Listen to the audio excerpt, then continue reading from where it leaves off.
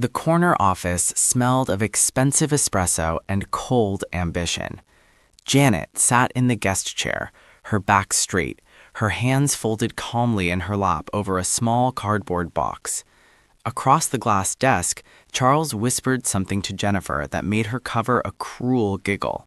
The sound echoed through the sterile room like a slap in the face.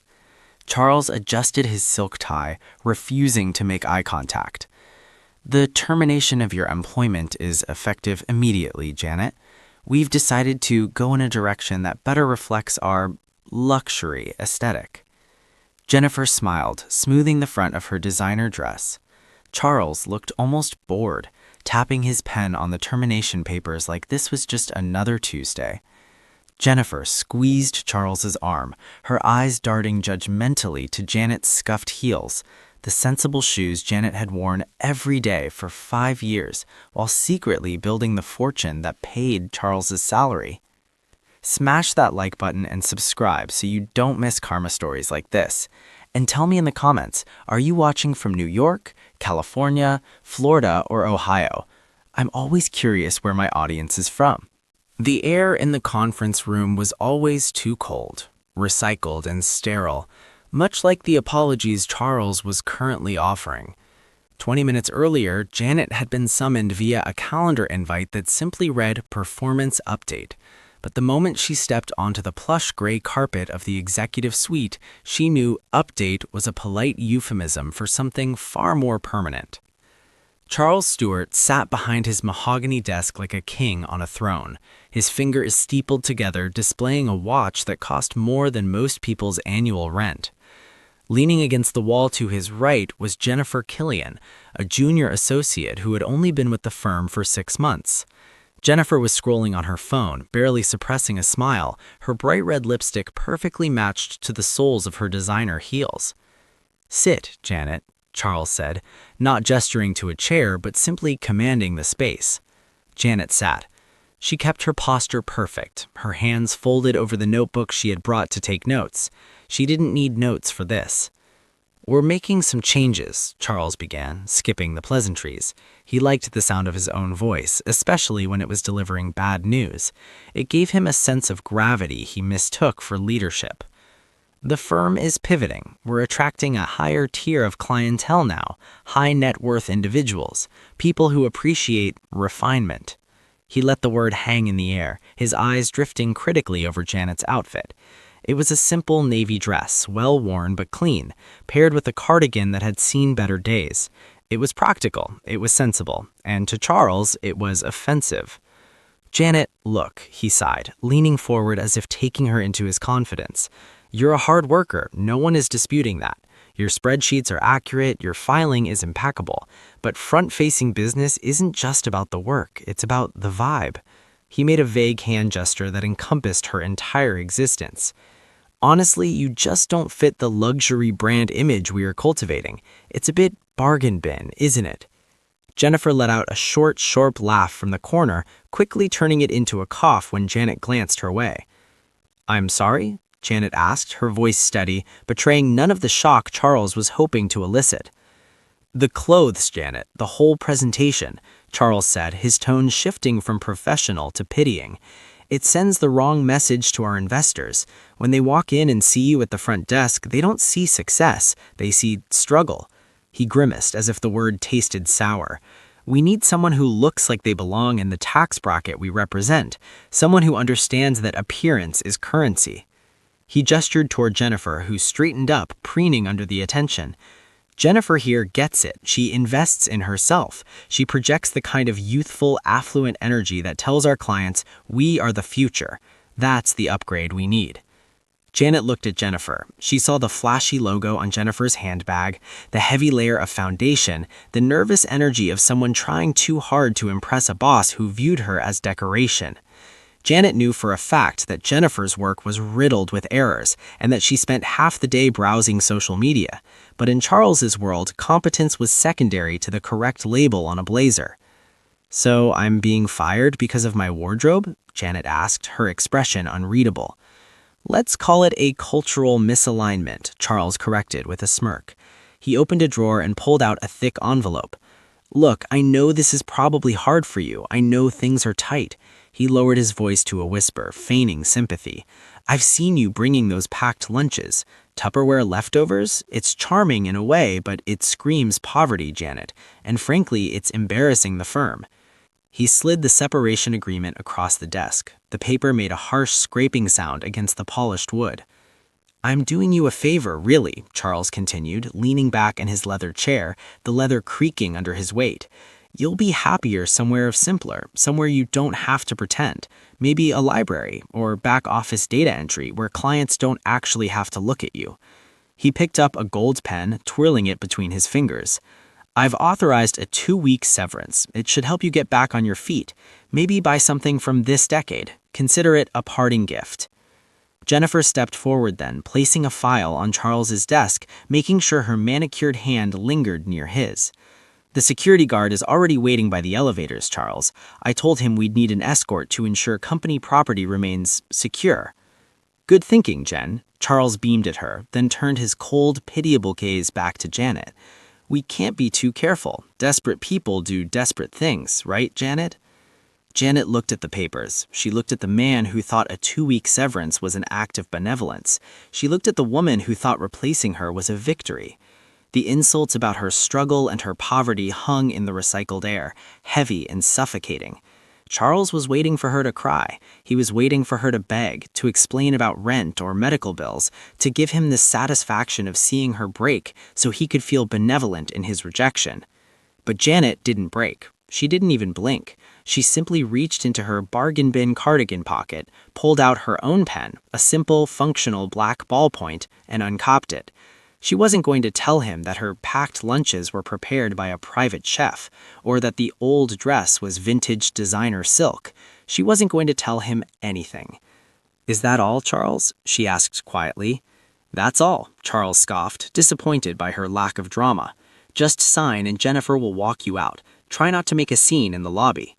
The only sound in the room was the rhythmic, deliberate scratch of Janet's ballpoint pen against the crisp paper of the termination agreement.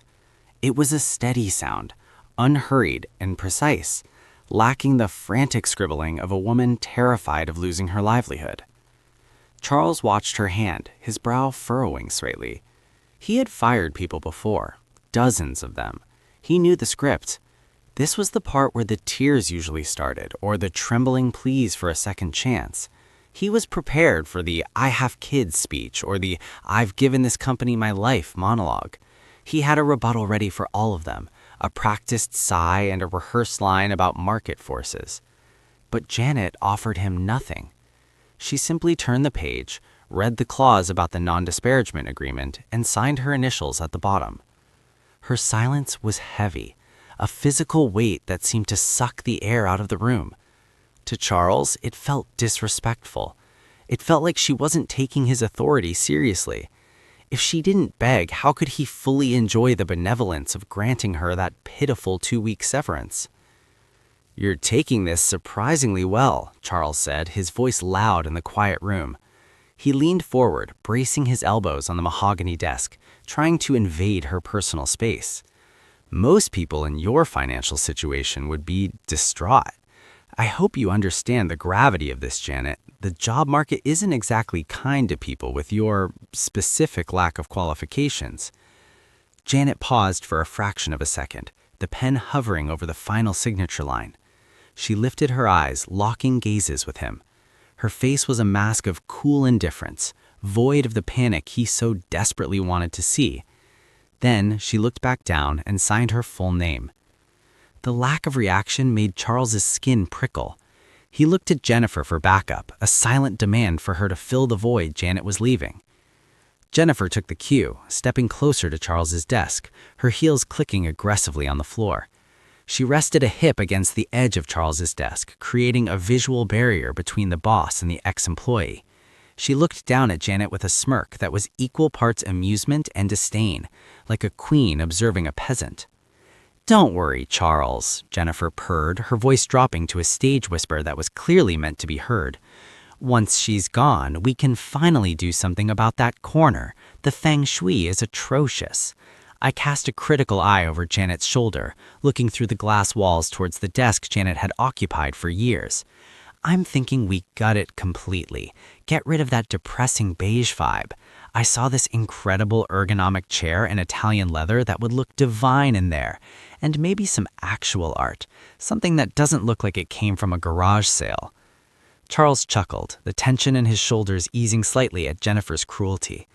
This was the dynamic he understood. The strong preying on the weak. See, Jennifer has vision. Out with the old, in with the bold. It's nothing personal, Janet. It's just evolution. Exactly, Jennifer added, topping her long manicured fingernails against the glass of the desk. I mean, frankly, Janet, that cubicle smelled of desperation. We're going to need to fumigate it with something expensive just to get the poverty out of the fabric. She covered her mouth to hide a giggle, glancing at Charles to ensure he appreciated her wit. Charles smirked, leaning back and crossing his arms. They were a united front of arrogance, two bullies poking a sleeping bear, unaware that the bear wasn't sleeping. It was just waiting. Janet capped her pen with a decisive click. It was a small sound, but it cut through their laughter like a gunshot. She placed the pen back in her pocket, not on the desk, not in the trash, but in her pocket, as if even the ink she carried was too valuable to waste on them. She gathered her copy of the separation papers and slid them into her folder.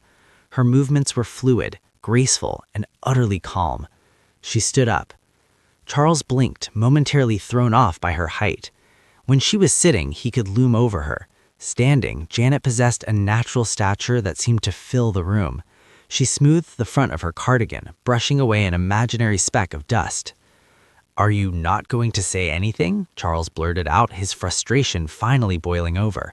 The silence was maddening. He needed her to acknowledge his power. "I just fired you, Janet. I just took away your income. Don't you have anything to say? A thank you for the severance? A plea for a reference letter? Anything?" Janet looked at Charles, then at Jennifer.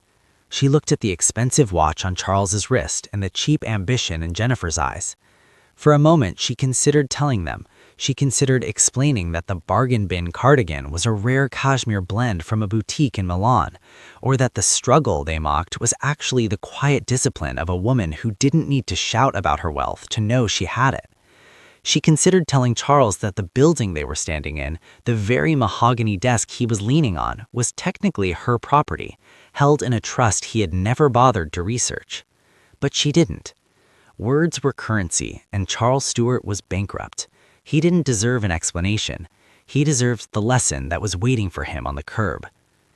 Janet picked up the cardboard box that she had brought in with her, which contained only a single framed photo of her late father and a ceramic mug, and tucked it under her arm. She looked Charles dead in the eye, her expression softening into something that looked dangerously like pity. Then she turned her back on him. "You can keep the stapler, Jennifer," she said simply, her voice cool and clear, the first words she had spoken since entering the room.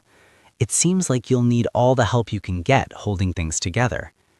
Without waiting for a response, she walked towards the glass doors. Behind her, Charles sputtered, his face turning a shade of red that clashed with his tie, while Jennifer's mouth fell open, her witty retort dying in her throat. Janet pushed the door open and stepped out into the hallway, leaving the toxicity sealed behind the glass, the silence she left in her wake louder than any scream. The walk from the executive suite to the elevators felt less like a departure and more like a theatrical performance directed by a man desperate for an audience. Janet moved through the open-plan office with her head high, the small cardboard box tucked securely under her arm. A hush fell over the bullpen as she passed. Keyboards went silent and eyes darted over the tops of monitors.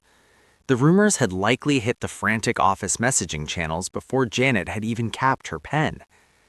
Charles, unwilling to let the moment pass without squeezing every drop of authority from it, followed 2 steps behind her.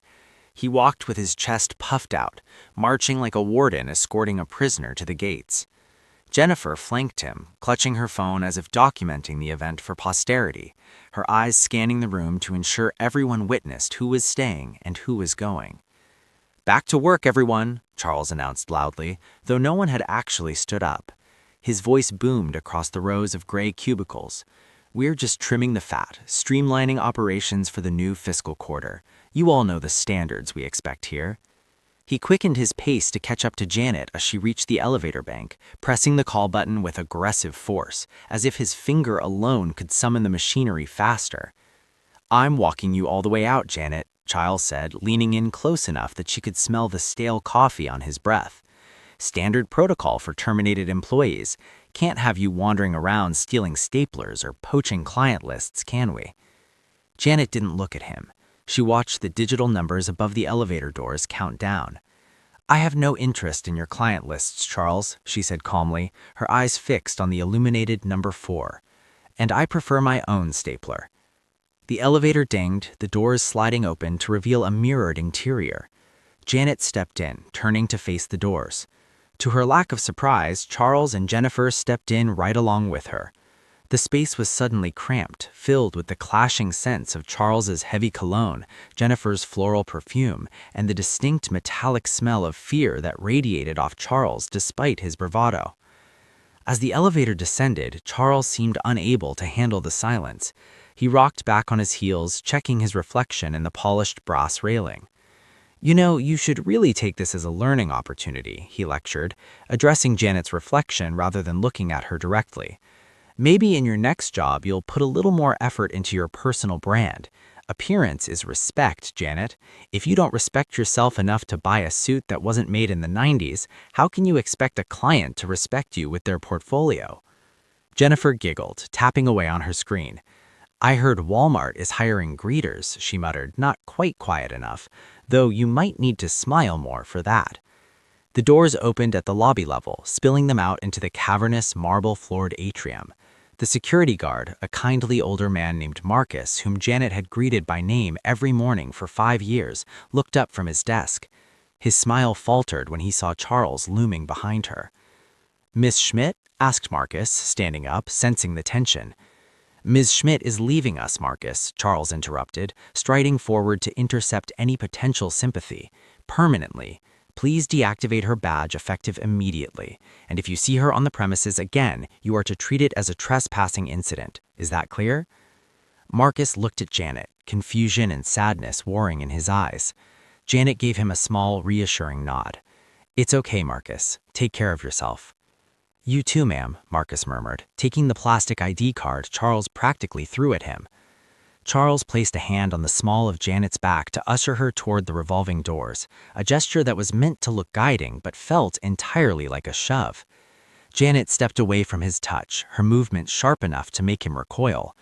"I know the way out, Charles," she said, her voice dropping an octave, carrying a chill that briefly cut through his arrogance.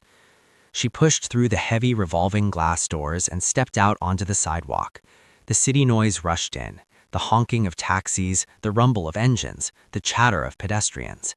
The air outside was humid and thick, a stark contrast to the refrigerated sterility of the office. She stopped near the curb, adjusting the grip on the box. She expected Charles to turn around at the door, his duty done.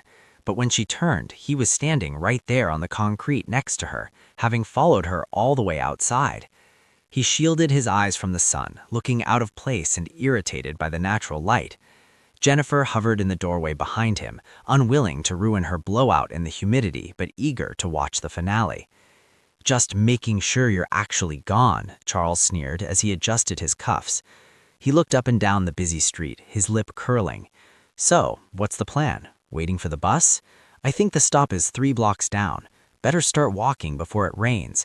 Wouldn't want that cardboard box to dissolve. It looks like it's worth more than your outfit." He laughed, a harsh barking sound that made a passerby glance over. He was enjoying this. He wanted to see her trudge away, defeated, disappearing into the anonymous mass of the city, confirming his worldview that he was the victor and she was the debris he had scraped off his shoe. He wanted the visual confirmation that she was nothing without him.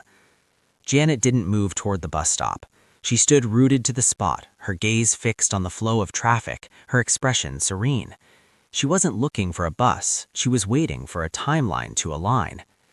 "I said move along, Janet," Charles snapped, his patience fraying at her lack of subservience. He took a step closer, invading her space again. "You're loitering, it looks bad for the firm. Go on, shoo." He made a shooing motion with his hand like one would to a stray dog. Janet finally turned to look at him, a small, cryptic smile playing on her lips. "I'm not waiting for the bus, Charles." "Oh," Charles raised an eyebrow, mocking her. "What then? A pumpkin carriage? A miracle?" "Something like that," Janet said softly. Before Charles could construct another insult, the distinctive low hum of a powerful engine cut through the street noise. The traffic seemed to part, and a vehicle turned the corner, a vehicle so long and so pristine that it seemed to absorb the light around it. It wasn't just a car, it was a rolling fortress of wealth, a sleek black stretch limousine with tinted windows and diplomatic flags fluttering on the hood fenders. Charles froze, his mouth half open. He knew that car. Everyone in the industry knew that car. It belonged to the holding company that owned the firm, a mythical entity he had only ever seen on letterheads. He assumed it was a surprise inspection, or perhaps a VIP client arriving to congratulate him on his restructuring. "My God," Charles whispered, panic and excitement seizing him instantly. He forgot about Janet. He straightened his tie frantically, smoothing his hair. "Jennifer, get out here. It's the chairman or the board." He practically shoved Janet aside, positioning himself at the perfect angle to greet the VIP, a sycophantic smile plastered instantly onto his face. He didn't notice that the limousine wasn't slowing down for the main entrance. It was slowing down for the exact spot that Janet J. Schmidt was standing with her cardboard box. The sleek black beast of a vehicle idled against the curb, its engine purring with a low, menacing rumble that vibrated in the soles of Charles's Italian loafers. It was a machine designed to intimidate, a rolling declaration of power that sucked the oxygen right out of the humid afternoon air. To Charles, however, it didn't look like intimidation. It looked like opportunity. It looked like the validation he had been craving all morning. "It's the investors," Charles hissed, his voice cracking with a frantic energy as he smoothed his tie for the 10th time. "Or the Grim Reapers from the holding company. God, Jennifer, do I look flushed? Is my tie straight?" "You look powerful, Charles," said Jennifer, though her eyes were glued to the tinted windows of the limousine, checking her own reflection in the obsidian glass. She quickly licked her thumb and wiped a smudge of lipstick from her teeth, her posture shifting instantly from bored assistant to eager seductress. But there was a problem, a smudge on the pristine canvas of Charles's big moment. Janet was still standing there. She hadn't moved an inch. She stood barely 3 feet away from the rear door of the limousine, clutching her pathetic cardboard box, looking as calm as a statue in a storm. To Charles, however, her presence was a contamination. How could he possibly greet a billionaire investor with a terminated low-rent ex-employee looming in the background like a specter of failure? He spun on her, his face contorted with a mix of panic and sneering disdain. "Janet, are you deaf?" Charles snapped, abandoning any pretense of professional courtesy. He stepped into her personal space, using his height to try and intimidate her into motion. "You need to clear the area, now. This isn't a loitering zone for the unemployed. We have VIPs arriving, and frankly, you are ruining the aesthetic." Janet didn't flinch. She simply shifted the box to her other hip, her gaze remaining fixed on the limousine's door handle. "I'm not loitering, Charles. I'm waiting for my ride."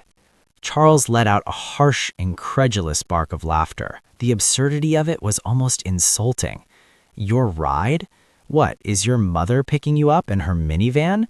Janet, look at what is parked in front of you. This is a private diplomatic vehicle. It costs more than your entire life's earnings. Whatever delusions of grandeur you're having, save them for your therapy sessions."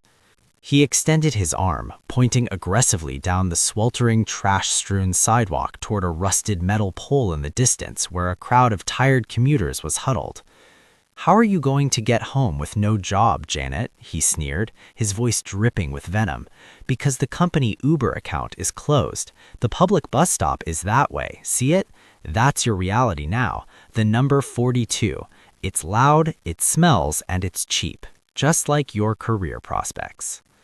Jennifer giggled, stepping up beside Charles to reinforce the wall of exclusion. "You should probably hurry, Janet," she added, her voice sugary sweet and laced with poison.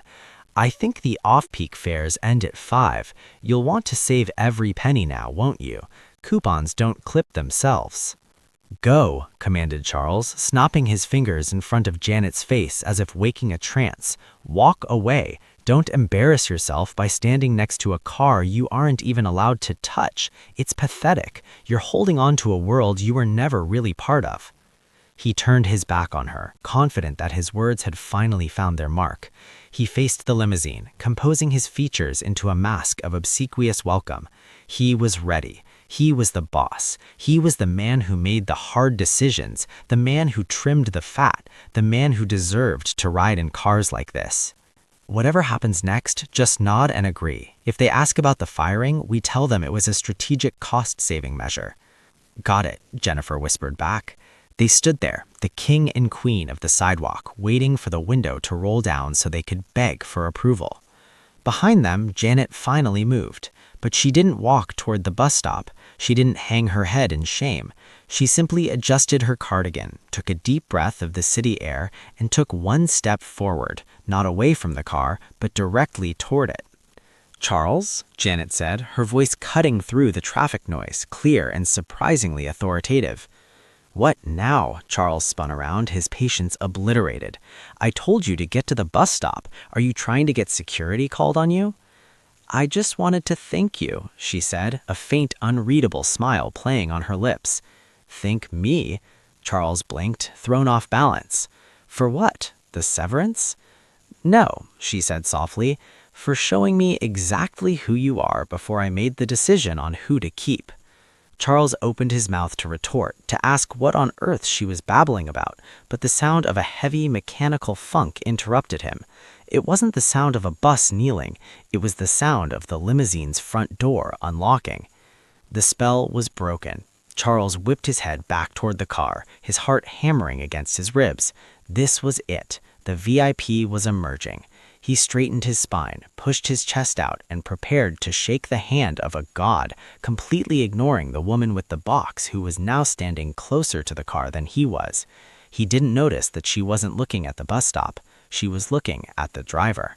The vehicle didn't just park. It docked against the curb with the silent, heavy grace of a battleship coming into port. It was a machine that commanded gravity, sucking the chaotic energy of the street into its orbit and silencing it. While the sheer length of the chassis was enough to stop traffic, it was the small, fluttering details on the front fenders that made the blood drain from Charles's face. Flags. Small, stiff pennants snapped in the humid breeze, mounted on chrome poles on either side of the hood. They weren't diplomatic flags as he had first guessed in his panic. They were midnight blue with a gold-embroidered crest, a stylized lion holding a key. Charles gasped, a sound like a deflating tire. He knew that crest. He had seen it on the embossed stationery that came from the Zurich headquarters once a year. He had seen it on the plaque in the lobby that he walked past every day without looking. "The founders' flags," Charles whispered, his voice trembling with a mixture of terror and electric excitement. He grabbed Jennifer's arm, his fingers digging into her bicep. "Jennifer, do you see that? Those are the chairman's flags. That's the owner's car." Jennifer's eyes went wide, her earlier mockery vanishing instantly, replaced by the desperate vanity of a social climber realizing she was underdressed for the main event. "The owner? Here? You said he lives on a private island." "He does, or I thought he did," Charles hissed, frantically buttoning his suit jacket and checking his reflection in the limo's tinted glass. "This is a surprise inspection. It has to be. They must have heard about the restructuring. They're here to personally oversee the transition."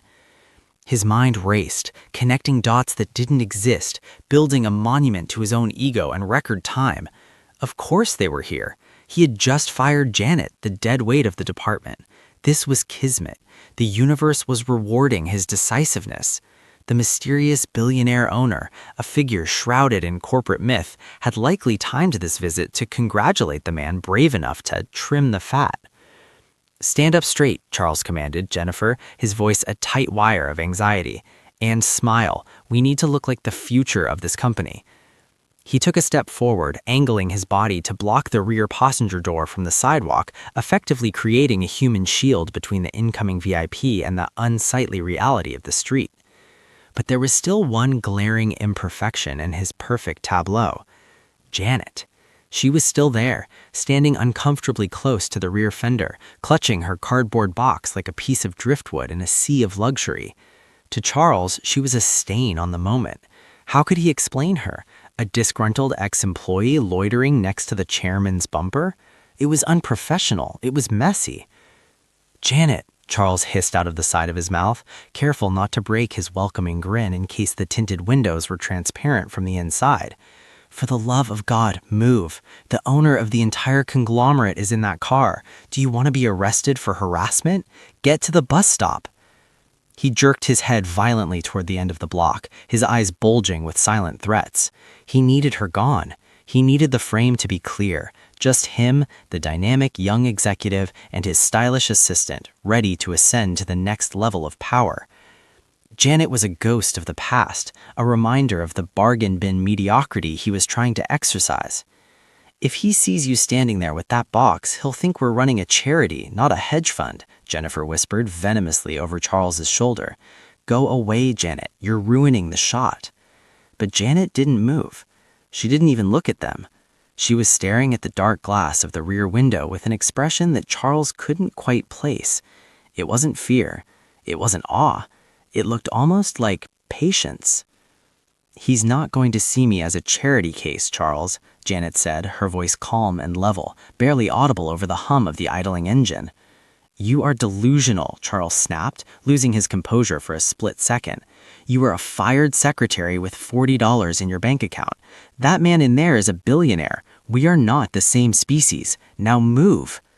He made a move to physically herd her away, extending an arm to shove her back toward the pedestrian traffic, but he froze as the heavy mechanical thunk of the front door unlocking echoed again. This was it. The driver was getting out to open the back door. The reveal was imminent. Charles retracted his hand, unwilling to be seen manhandling a woman right as the curtain lifted. He pivoted back to the car, smoothing his lapels, his heart hammering against his ribs like a trapped bird. He composed his face into a mask of eager, deferential competence. He prepared his opening line, something witty yet respectful, something that said, "I am the leader you've been looking for." He imagined the door opening. He imagined a silver-haired titan of industry stepping out, shaking his hand, nodding at the wisdom of firing the dowdy woman with the box. He imagined the promotion, the corner office, the validation. He was so consumed by the fantasy of who was inside the car that he failed to notice the subtle shift in the atmosphere. He failed to notice that the security detail hadn't cleared the street. He failed to notice that the car had stopped specifically so the rear door aligned perfectly with Janet, not him. Charles held his breath, a smile plastered on his face, waiting for the billionaire to emerge and validate his cruelty. He was certain, with the absolute confidence of a mediocre man, that the limo was here for him. The driver's door clicked open and Willie J. Price emerged into the afternoon heat. He moved with the fluid precision of a man who had spent decades in the orbit of immense power, spine rigid, chin high, and his eyes hidden behind a pair of dark aviators that reflected the city skyline. His uniform was impeccable, a midnight blue suit that seemed to repel the humidity, complete with white gloves that were blindingly bright against the dark metal of the car. Charles straightened up so quickly his back cracked. He practically vibrated with adrenaline, his smile stretching into a rictus of eager subservience. This was it, the moment of contact.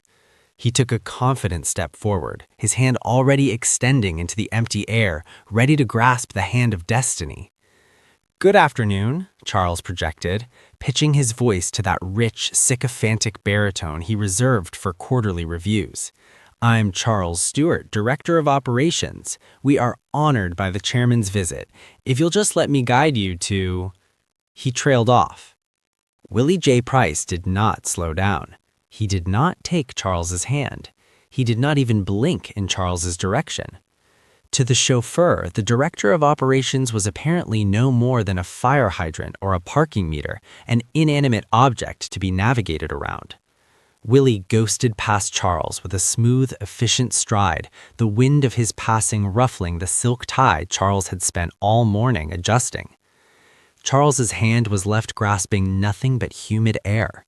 He stood frozen, his mouth half open in a confused "oh," pivoting awkwardly on his heel as the chauffeur breezed past him. "Excuse me?" Charles sputtered, his brain misfiring. "Sir, this is the direction to the entrance. I think you missed." But Willie wasn't heading for the entrance.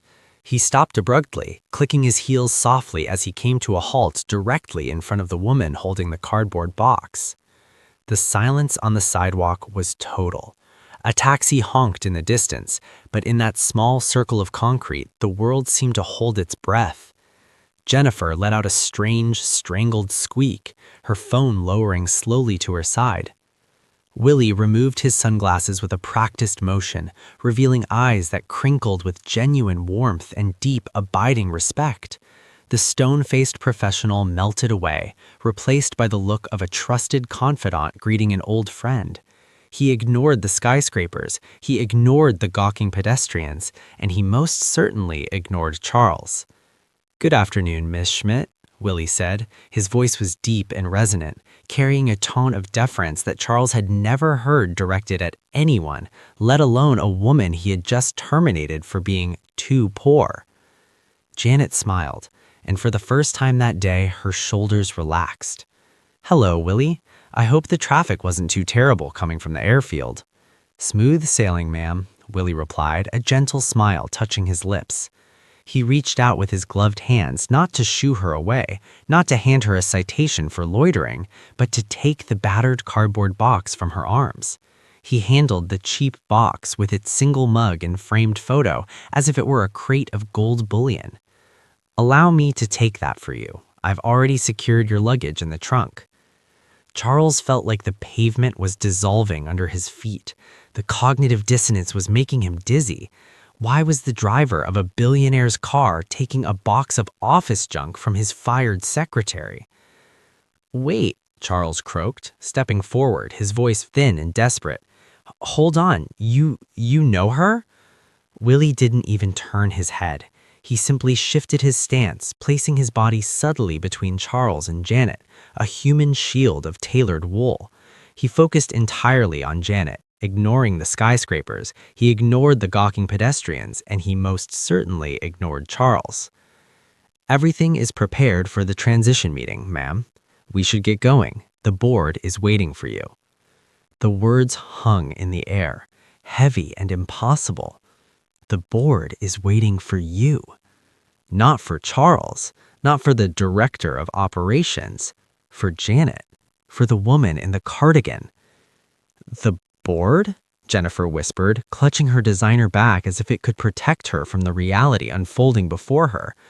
"The board waiting for Janet?" "There must be a mistake," Charles stammered, panic finally clawing its way up his throat. He reached out, actually daring to touch the sleeve of Willie's pristine uniform.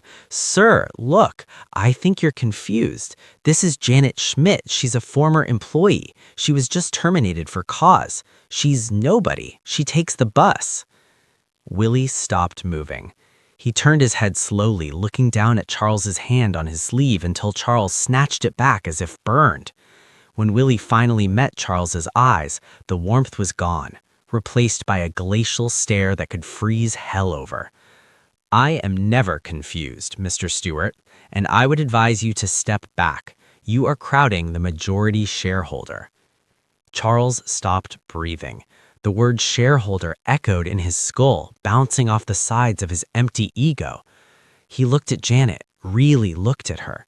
He saw the calm in her eyes, the lack of fear, the patience. It wasn't the patience of the downtrodden, it was the patience of a predator watching prey entangle itself in a net. Janet smoothed the front of her dress, finally turning her gaze to Charles. She didn't look angry, she looked bored. "Thank you, Willie," she said softly, stepping toward the open door. "Let's not keep them waiting. I have a company to restructure." Willie J. Price reached for the handle of the rear door, his white-gloved hand moving with the gravity of a man unlocking a vault. With a smooth, practiced motion, he swung the heavy door outward, and for a moment, the humid, exhaust-choked air of the city street was displaced by a rush of Arctic, climate-controlled perfection. The interior of the limousine wasn't just a car, it was a sanctuary. To Charles, whose eyes were bulging so far out of his head they threatened to detach, it looked like the inside of a private jet grounded on asphalt. The seats were upholstered in cream-colored leather so soft it looked like butter, contrasting sharply with the polished walnut trim that lined the cabin. Soft ambient lighting glowed from the floorboards, casting a golden hue over a crystal bucket resting in a secure holder.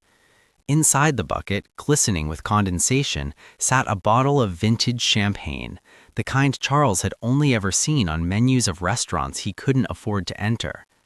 But it wasn't the champagne or the leather that made Charles's knees buckle. It was the familiarity. Janet didn't hesitate. She didn't pause to gawk at the luxury or wipe her feet nervously before stepping onto the plush carpet. She moved toward the open door as if she were walking into her own living room. She handed her small cardboard box to Willie, who placed it gently on the seat opposite her, right next to a stock of leather-bound folios stamped with the company crest, the same crest that was on the flags, and the same crest that was currently printed on Charles's own business cards. "I took the liberty of chilling the 98, Miss Schmidt," Willie said, his voice carrying clearly over the street noise. "And the acquisition files you requested from the London branch are on the tablet." "Thank you, Willie," Janet replied, her voice dropping the protective flatness she had worn for years in the office. It was replaced by a tone of easy command. "We'll need to review the quarterly projections on the way. I have a feeling the operations budget is going to need a significant overhaul." She stepped into the car, sinking into the seat that was clearly custom-fitted for her. She crossed her legs, and in that lighting, the bargain bin dress didn't look cheap anymore. It looked like minimalism. It looked like the choice of a woman who didn't need clothes to prove she had money because her name was on the building. Charles stood on the sidewalk, swaying slightly. His brain was trying to reject the visual data it was receiving. It was a glitch in the matrix. It had to be. Janet Schmidt? The woman who ate Tupperware leftovers? Janet Schmidt who never chipped in for the lottery pool? This isn't possible," Charles whispered, the words tumbling out of his mouth like broken glass. He looked at Jennifer, hoping she would laugh and tell him it was a prank, a reality TV show, anything. But Jennifer was pale, staring at the open door of the limo with the horrified realization of a woman who had just insulted the person who could blacklist her from every firm in the city. You own this?" Jennifer squeaked, pointing a trembling finger at the car. Janet leaned forward slightly, just enough to catch the light. She picked up the tablet Willie had mentioned, swiping the screen to life. The glow illuminated her face, highlighting the sharp intelligence Charles had mistaken for passivity. "I don't just own the car, Jennifer," Janet said, her voice cool and dangerously calm. "I own the holding company, which means I own the building you're standing in front of. I own the desk you're sitting at. And technically," she paused, her eyes sliding to Charles, "I own the debt on that watch you're wearing, Charles. The bank that financed your lifestyle, we acquired them last month." Charles grabbed his wrist instinctively, covering the watch as if it were suddenly burning him. The air left his lungs. Majority shareholder. The words finally landed with the force of a physical blow. She wasn't just rich, she was the architect of his entire professional world. She had been sitting in that cubicle, quietly filing papers and enduring his lectures on luxury branding, while likely approving his department's budget from her phone during lunch breaks. "But why?" Charles stammered, his voice rising in a high-pitched whine of confusion. "Why the cubicle? Why the clothes? Why let me fire you?" Janet paused, looking at the champagne bottle, then back at him. "My father built this empire on the principle that you have to understand the foundation before you can build the penthouse. He wanted me to know what it felt like to be underestimated. He wanted me to see who the people in his company really were when they thought no one important was watching." She let that sink in. "And I saw everything, Charles," she said, her voice hardening. "I saw how you treat the staff you think are beneath you. I saw how you prioritize flash over substance. I saw a manager who fires a diligent employee because she doesn't fit his aesthetic, rather than looking at her performance metrics." She gestured around the opulent cabin of the limousine. This is easy. Being rich is easy. Being decent when you have no power, that's the test. And you failed it, Charles, spectacularly. She turned to Willie, dismissing Charles as if he were nothing more than a smudge on the window. I think we're done here, Willie. The air out there is a bit stifling. Understood, ma'am, Willie said, a hint of a smile playing on his lips as he prepared to close the heavy door. Charles took a frantic step forward, his hands shaking. Janet, Miss Schmidt, wait, we can fix this. I didn't know. It was a joke, a test. I was testing you. No, Charles, Janet said, reaching for the door handle herself, her eyes cold and final. You weren't testing me. You were showing me exactly why I need to clean house. The doors slammed shut with a definitive airtight thud, sealing her inside the world where she belonged and leaving Charles and Jennifer stranded on the hot, dirty concrete of the world they had tried so hard to pretend they owned. The finality of the door slam vibrated in the humid air, but the silence that followed was heavier. It was the suffocating quiet of a guillotine blade having already dropped, leaving the head to blink in confusion for a few seconds before realizing it was severed. Charles stood paralyzed on the sidewalk. The heat of the city seemed to vanish, replaced by a cold, creeping dread that started in his gut and worked its way up to his throat. The black limousine sat there, purring like a resting beast, indifferent to his existence. His mind, usually so quick to spin narratives and justify his own brilliance, was frantically replaying the last 5 years on a loop, but with a horrifying new filter. Every memory of Janet J. Schmidt was being rewritten in real time. He thought of the times he had lectured her on fiscal responsibility when she declined to chip in for the office birthday gifts. He had assumed she was broke. Now he realized she probably just didn't carry cash because she dealt in wire transfers. He thought of the bargain bin clothes. They weren't cheap. They were understated. They were the kind of clothes worn by someone who didn't need to scream for attention because the room naturally gravitated toward their bank account. And her silence. God, the silence. For 20 minutes in that office, he had interpreted her lack of defense as weakness.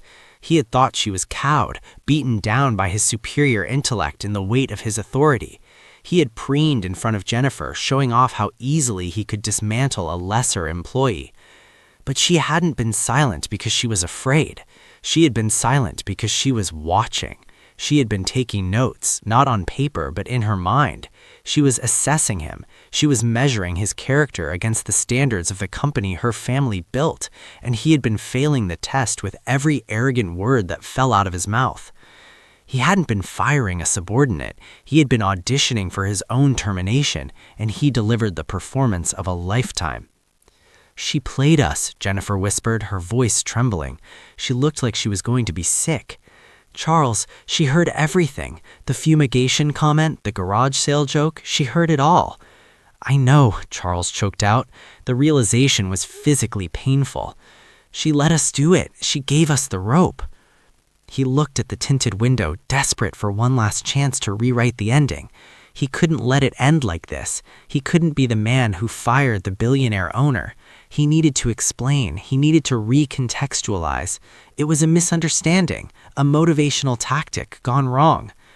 He took a step toward the car, his hands raised in a pathetic gesture of surrender.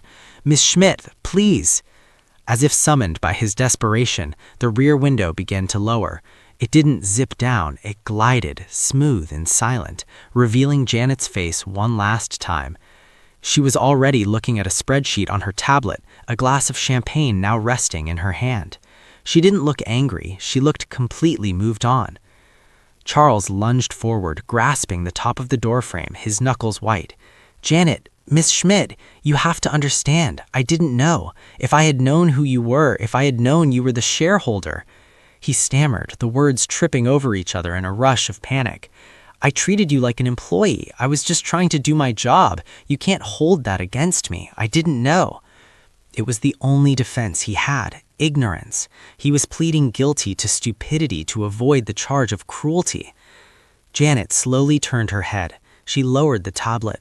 Her eyes met his, and for a fleeting second, Charles saw the ghost of the woman he had sat across from for 5 years, the quiet, diligent worker he had ignored. but that woman was gone, replaced by the titan who owned his debt. She took a sip of champagne, the bubbles couching the light. "That's the problem, Charles," she said, her voice soft but hitting him with the force of a physical blow.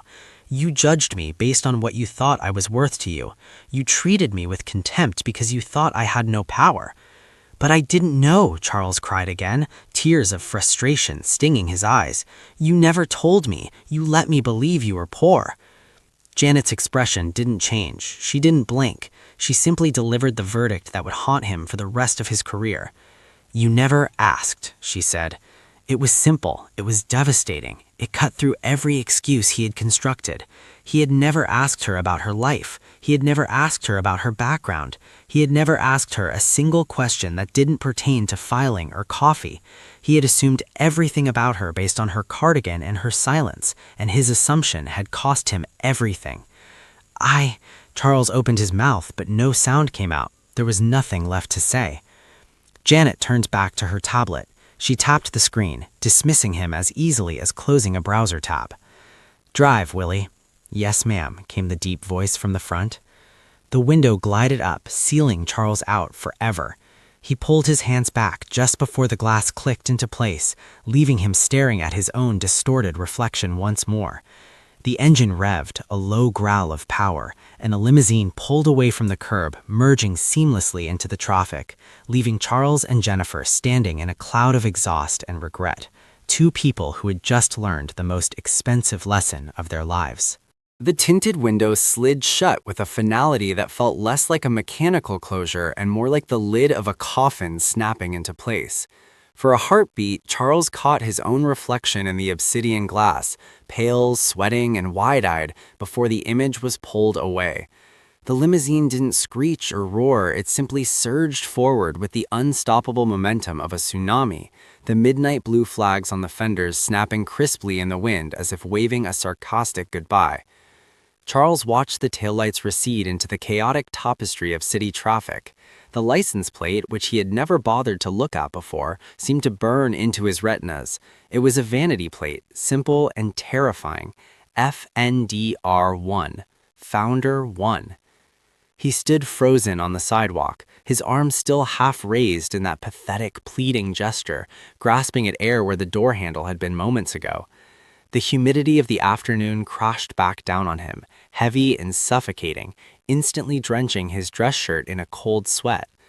The exhaust fumes from the departing vehicle lingered in the air, smelling of high-octane fuel and money, a scent that mocked his suddenly empty pockets.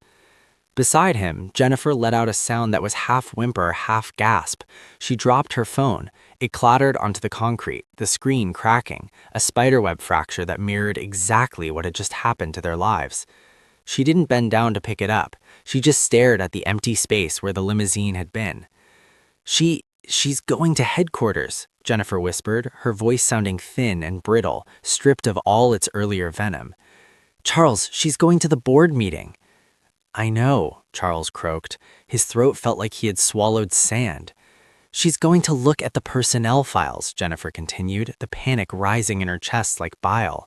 "She's going to see who authorized her firing. She's going to see the severance package. She's going to see the notes you put in her file about cultural misalignment." Charles closed his eyes, swaying slightly on his heels. He could see it all playing out in his mind with horrifying clarity. He imagined Janet sitting at the head of a massive boardroom table, the same table he had dreamed of one day sitting near.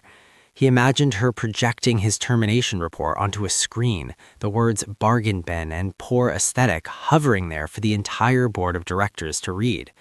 He imagined the laughter, not the cruel bullying laughter he and Jennifer had shared, but the dry, dismissive laughter of powerful people erasing a mistake. He was the mistake.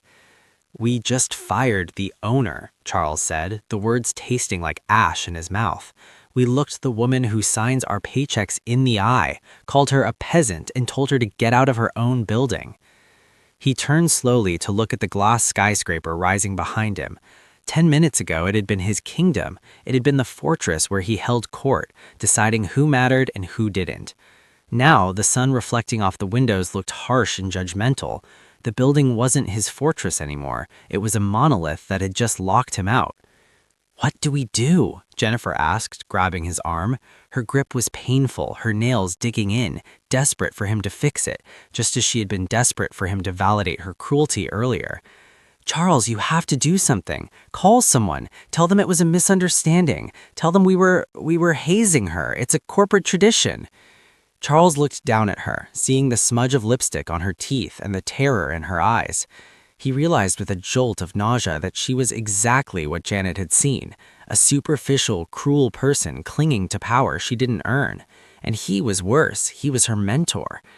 There is no one to call, Jennifer, Charles said, his voice hollow. She is the person you call. She's the top of the food chain. We didn't just burn a bridge, we nuked the entire island. A movement behind the glass doors caught his eye. It was Marcus, the security guard. The old man was standing just inside the lobby, watching them. He wasn't smiling, but he wasn't looking away either. He held a radio in one hand and was looking down at a clipboard, likely the trespass list Charles so arrogantly ordered Janet added to. Marcus met Charles's gaze through the revolving door.